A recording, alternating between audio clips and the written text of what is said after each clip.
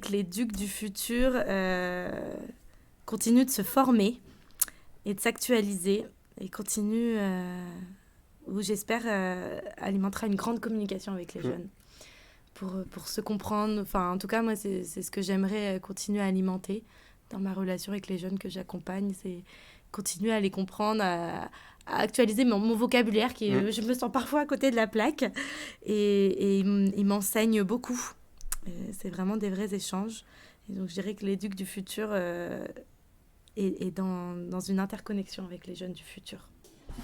Alors, l'animateur du futur, pour nous, enfin pour moi du coup, ce serait un animateur qui continue d'accompagner ces jeunes, comme on le fait depuis un bon petit moment dans notre métier d'animateur professionnel.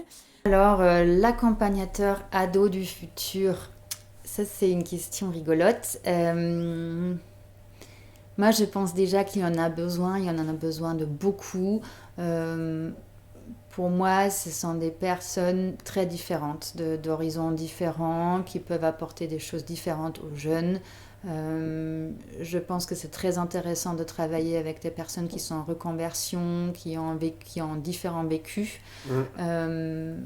Aujourd'hui, en tout cas, je vois que les jeunes sont très friands de rencontrer, de rencontres, nous, on fait beaucoup attention à ça, en tout cas, quand on accompagne, on essaye de varier les intervenants, de ne jamais être que seul ou à deux dans l'approche d'accompagnement sur le long terme. Je vois qu'ils ont besoin de se frotter à des univers différents. C'est de plus en plus formé, je pense, pour être dans le game, quoi, dans l'actualité.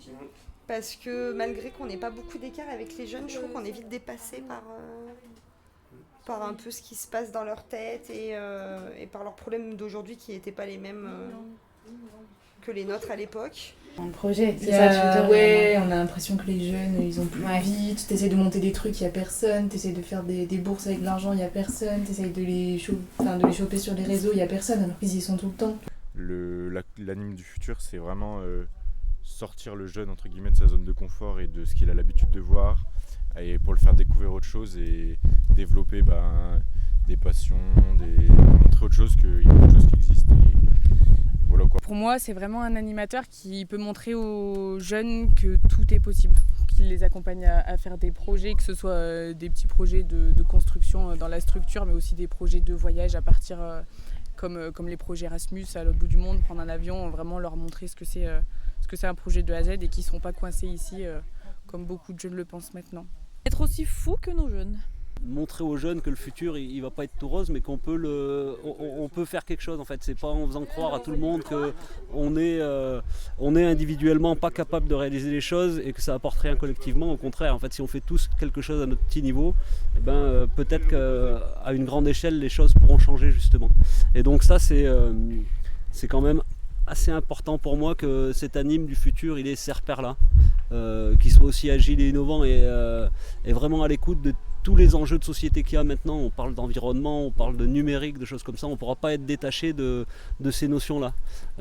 Toutes les notions d'entraide aussi, qui dans un monde hyper compliqué où on voit la montée de tous les extrémismes, en fait, on fasse en sorte que l'acceptation de l'autre, de la différence, elle soit omniprésente dans notre quotidien. J'aime bien le dire, et après, les structures comme les nôtres, on combat quand même un modèle de société hyper capitalistique. Et tout ce qu'on revendique, en tout cas dans l'association actuellement, c'est ça, c'est que comment on casse tous ces codes-là.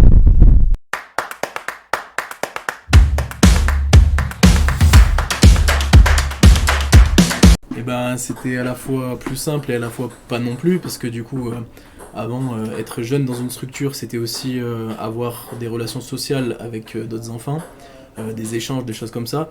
Aujourd'hui, ça se fait beaucoup par le numérique. Et à la fois aussi, le support numérique aujourd'hui est aussi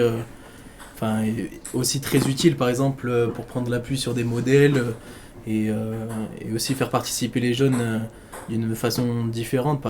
Alors, est-ce que c'était plus simple d'être jeune avant? Oui, par certains côtés, mais pas ceux qu'on croit, le fait de ne pas avoir les téléphones portables, etc. Cette simplicité de la vie, non, là, elle apporte une vraie souplesse aux gamins, justement, ce côté moderne, c'est bien pour eux, mais ce qui était plus simple pour nous, de ma génération, parce que je ne suis pas de la leur, c'était les codes de la société qui étaient différents, où il y avait quand même beaucoup plus d'acceptation à tous les niveaux, notamment à travers ce que pouvait faire un jeune au quotidien. Nous on a fait des petites bêtises qui étaient des petites bêtises et qui nous permettaient de grandir quelque part. Maintenant c'est des choses qu'on considérait comme presque délictuelles, alors peut-être pas jusque là, tu vois, mais des choses qui pourraient interroger, voire parfois avoir des problèmes. Donc ce côté-là, je trouve justement, on oublie que les jeunes ils ont le droit de faire quelques bêtises. Ouais, ok. Ça c'est important quand même. Je crois pas qu'être jeune c'était plus simple avant. Je pense que chaque génération on a nos défis et nos difficultés. Moi je me souviens avoir été jeune et c'était il y a pas si longtemps et il y avait des gros challenges du quotidien, il y avait aussi de la souffrance et beaucoup d'enthousiasme pour l'avenir. Je m'imaginais qu'être adulte ça serait plus simple et ça l'est pas forcément. Mais je crois que de notre regard d'adulte on est parfois dans une sorte d'incompréhension face aux défis d'aujourd'hui, de cette société. Les réseaux sociaux, c'est nébuleux, les angoisses de l'avenir avec ce monde qui s'effondre et on n'avait pas ces préoccupations-là. Pour moi, c'était pas plus simple d'être jeune avant parce que je pense qu'on avait les mêmes opportunités. Dans nos campagnes, on a la chance aussi d'avoir toutes les associations qui fédèrent les groupes. Et après, ce qui peut faciliter, c'est peut-être les réseaux sociaux qui font peut-être plus de liens entre les jeunes et qui créent des choses. Donc oui et non, je dirais effectivement oui parce qu'il n'y avait pas toutes ces problématiques d'aujourd'hui, tous ces conflits, toute cette violence, je dirais. Il y a vachement de violence maintenant. Toi, t'as le sentiment que la société est plus violente ? Ouais. C'est un sentiment ou c'est un fait ? Est-ce que c'est pas les deux ? Je pense qu'avant, les jeunes avaient l'esprit plus libre. Maintenant, on a beaucoup de... Je dis on parce que je me considère jeune quand même. 3 ans, ça va. Bien sûr. Mais je trouve qu'on a beaucoup de choses dans la tête, beaucoup de pression. Alors pour moi, oui, c'était plus simple avant. Parce que déjà, il n'y avait pas cette dépendance au téléphone et aux écrans. Je parle de ma jeunesse. C'était beaucoup plus de jeux extérieurs, du vélo, voilà, etc. C'était moins... On dépendait moins du coup du téléphone et même le contexte un peu de guerre qu'il y a en ce moment. C'est vrai que les jeunes, ils vivent un peu dans cette situation un peu incertaine de l'avenir. Alors, je ne pense pas... Enfin, je sais pas en fait si c'était plus simple avant. Moi, en tout cas, ce que je vois aujourd'hui, c'est qu'il y a pas mal d'enjeux pour les jeunes. Je vois, moi, je rencontre des jeunes qui sont en détresse et qui ont besoin de s'en sortir de là, qui ont besoin de perspectives. Et du coup, je vois que c'est pas simple aujourd'hui, en tout cas, mais je n'ai pas de comparaison avec avant. Je dirais que oui, surtout au niveau pour moi, des réseaux sociaux. J'imagine, ouais. Parce que moi, je vais vous transposer sur moi, hein, quand j'étais jeune, on n'avait qu'un pauvre téléphone avec 50 unités, là je sais plus comment on disait, donc 10 centimes le SMS. Non, mais on n'avait pas tous les réseaux sociaux, tout ça, et là je vois, des fois ils sont en angoisse, rien que maintenant, on leur prend leur téléphone au début de l'activité. Et par exemple, la réaction d'Enola tout à l'heure, c'était « Mon téléphone ne peut pas vivre sans moi ». Je lui ai dit « Je pense que c'est plutôt toi qui ne peux pas vivre sans ton téléphone ». Être jeune, oui, c'était plus simple avant. Pour nous, déjà on se voyait plus. Hein. On n'avait pas les réseaux sociaux, on se voyait en direct. Maintenant, ils se voient plus trop. Tu penses que tu sortais plus avec tes copains qu'ils le sortent, que les jeunes d'aujourd'hui ? Ah oui, maintenant ils sont tout en virtuel. Donc c'était plus simple avant. Et puis il y avait moins de stress aussi. C'était beaucoup plus simple avant, je pense, car ils avaient plus d'insouciance et il y avait moins de soucis qui les angoissaient tout court. À tous les niveaux, que ce soit dans le monde, aux infos, tout ça, ils étaient plus tranquilles. Tu crois ? Ouais. Et toi, ta jeunesse ? Moi, ma jeunesse, j'étais pas autant sur les réseaux justement et toutes ces chaînes d'infos à la télé, à la radio, et on était beaucoup moins préoccupés par ce qui se passait un peu partout dans le monde, et je pense qu'il y en a un paquet qui ça impacte et qui sont beaucoup plus stressés, notamment à cause de ça aussi. Je trouve que c'est plus compliqué de grandir de manière saine. Jeune ado de 11-12 ans, mais jeune adulte à 20 ans, c'est pareil, c'est tout aussi dur de se construire. Puis je trouve que le système éducatif, il aide pas. Pour moi, c'était pas plus simple d'être jeune avant parce que je pense que on avait les mêmes opportunités. Dans nos campagnes, on a la chance aussi d'avoir toutes les associations qui fédèrent les groupes. Et après, ce qui peut faciliter, c'est peut-être les réseaux sociaux qui font peut-être plus de liens entre les jeunes et qui créent des choses. Mais voilà, je pense que j'ai tout dit.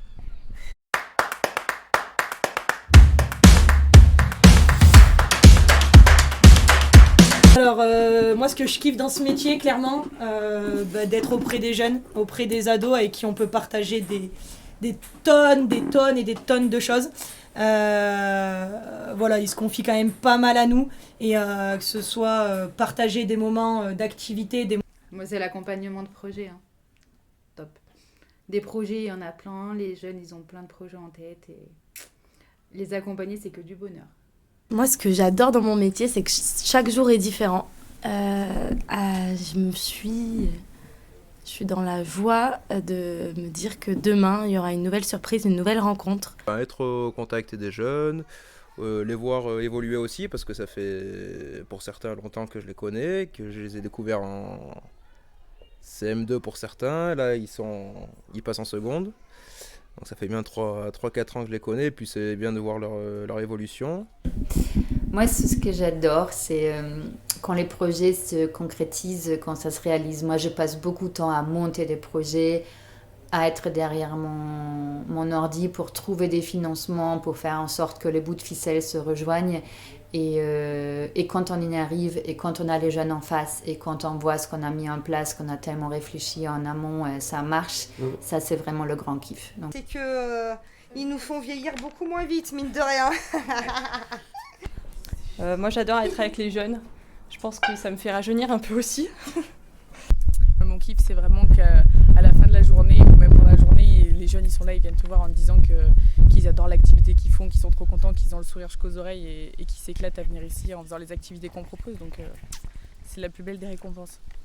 Alors ce que je kiffe le plus, c'est de fédérer des groupes et de concrétiser les projets des jeunes.